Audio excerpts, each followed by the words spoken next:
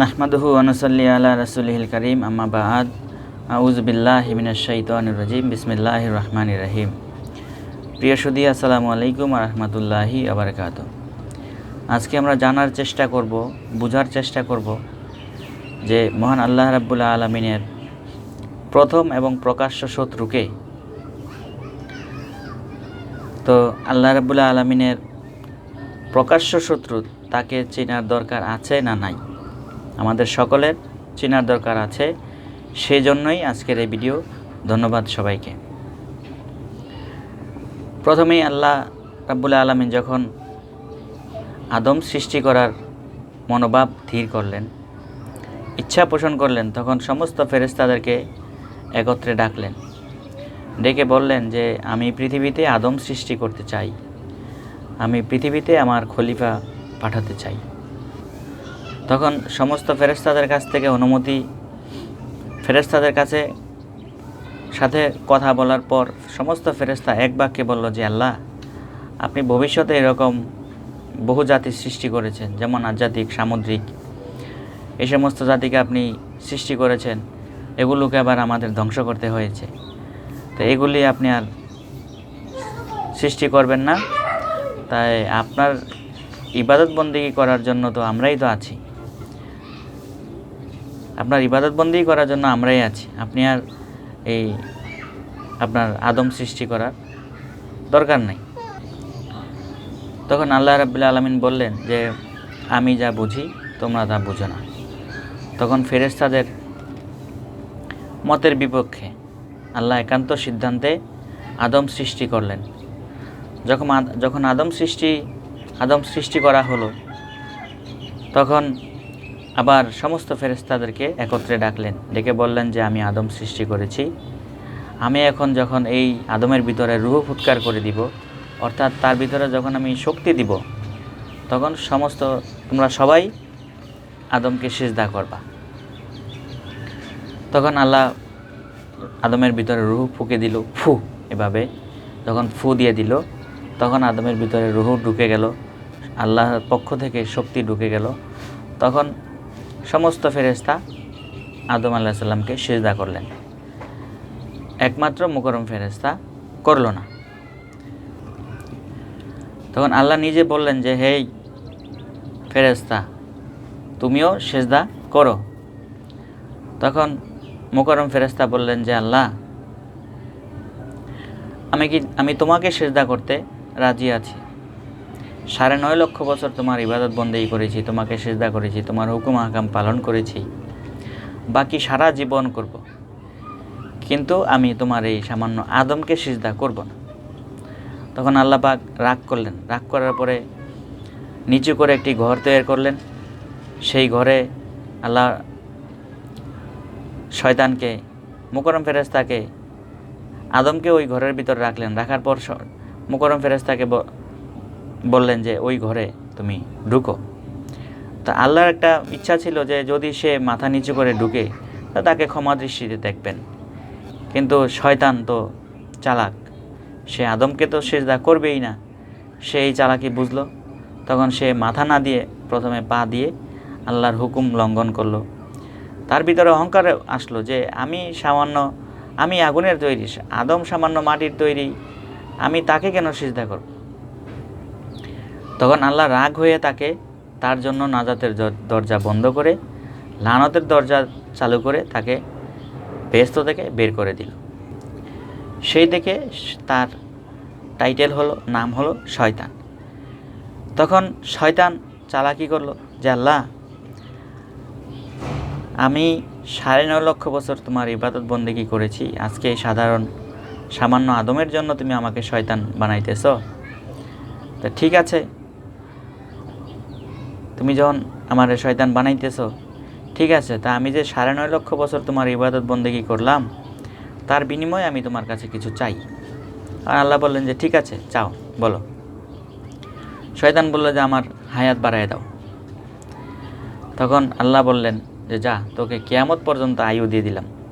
শয়তান খুশি হলো। তখন বলল যে আমি আরেকটা জিনিস চাই। কি চাস বল?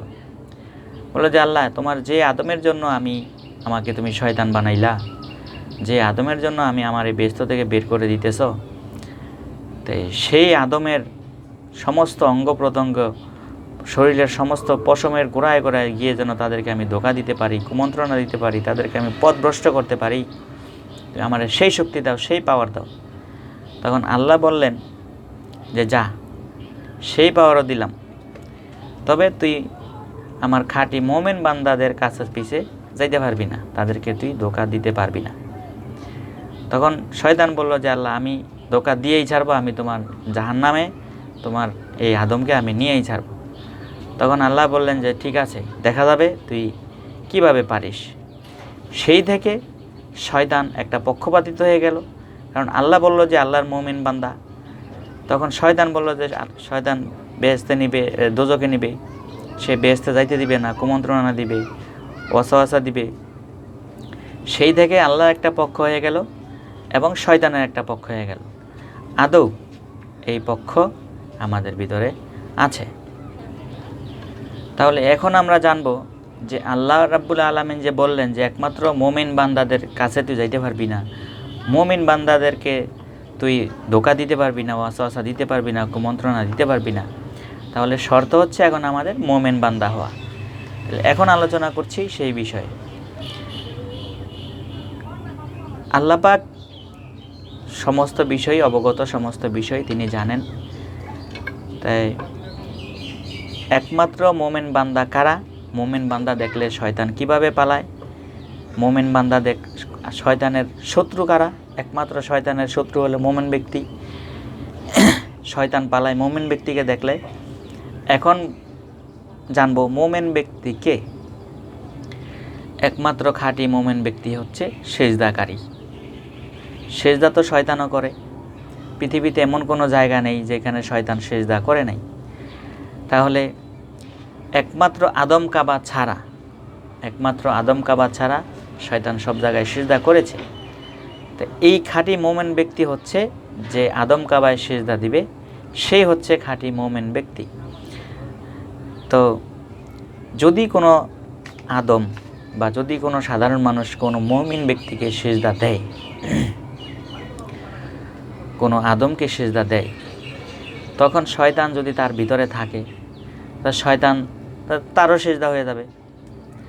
শয়তান যদি তার ভিতরে থাকে, আমি যদি কাউকে সিজদা দেই, শয়তান আমার ভিতরে থাকলে শয়তানেরও সিজদা হবে। তাহলে কেউ যদি কোনো মুমিন বান্দাকে সিজদা দেয় বা কোনো আদম কাবায় সিজদা দেয়, তাহলে শয়তান যদি তার ভিতরে থাকে, তখন সে বের হবে, তো বের হবে এমনভাবে বের হবে সে 170 কিলোমিটার বেগে দৌড় মারবে। কারণ সে তো সেজদার বিপক্ষে। এই সেজদা হইল শয়তানের কাল। এই শয়তান এই সেজদা দিবে না, এই সেজদা না দেওয়ার কারণে তাকে জান্নাত থেকে বিতাড়িত করা হয়েছে, তাকে জাহান্নামে, তাকে নাজাতের দরজা তার জন্য বন্ধ করা হয়েছে। তো এই দরজা তার জন্য বন্ধ করা হয়েছে। এই জন্য শয়তান, মানে যেখানে সেজদা আছে সেখানে শয়তান নাই, আর যেখানে সেজদা নাই সেখানে শয়তান আছে। একমাত্র আদম কাবায় সেজদা, অন্য কোথাও সেজদা দিলে শয়তান পালাবে না, শয়তান কাছেই থাকবে। এখন সেজদা, এখন আমাদের সমাজে কিছু কিছু আলেম, কিছু কিছু মাওলানা সাহেবরা বলে সেজদা দেওয়া শিরক, সেজদা দেওয়াই যাবে না। তার কারণ তারা শয়তানকে তাদের পকেটে রাখবে, শয়তানকে তাদের সাথে রাখবে, শয়তানকে তাদের আশেপাশে রাখবে।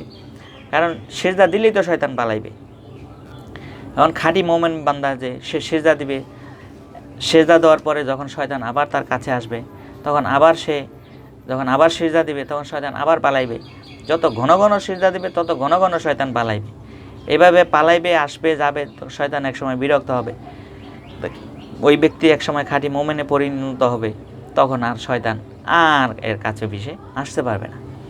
তাইলে মোমেন বান্দাকে একমাত্র সিজদাকারী হচ্ছে মোমেন বান্দা। তাইলে আমরা তো, যদি আমরা কেউ বা আপনারা কেউ শয়তানকে পকেটে রাখতে চান বা সাথে রাখতে চান বা কাছে পিছে রাখতে চান, তাহলে তাদের সেজদার আশেপাশে যাওয়ার দরকার নেই। কারণ সেজদা দিলেই শয়তান কাছে থাকতে পারবে না, 170 কিলোমিটার বেগে দৌড়াবে।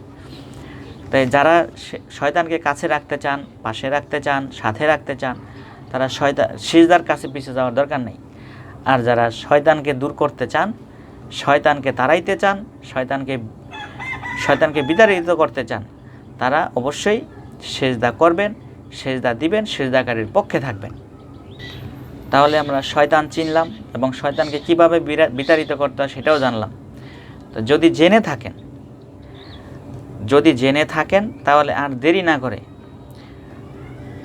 না করে কোনো মুমিন বান্দার কাছে যাইয়া তার হাতে হাত রাইখা তার কাছে বায়াত গ্রহণ কইরা নিজে মুমিন হওয়ার চেষ্টা করেন, খাঁটি মুমিন হন এবং সেজদাকারী হন। কারণ এই যখন সেজদাকারী হবেন তখনই প্রকৃত পক্ষে সেজদাকারী আপনি হবেন এবং শয়তান আপনার কাছ থেকে বিতাড়িত হবে।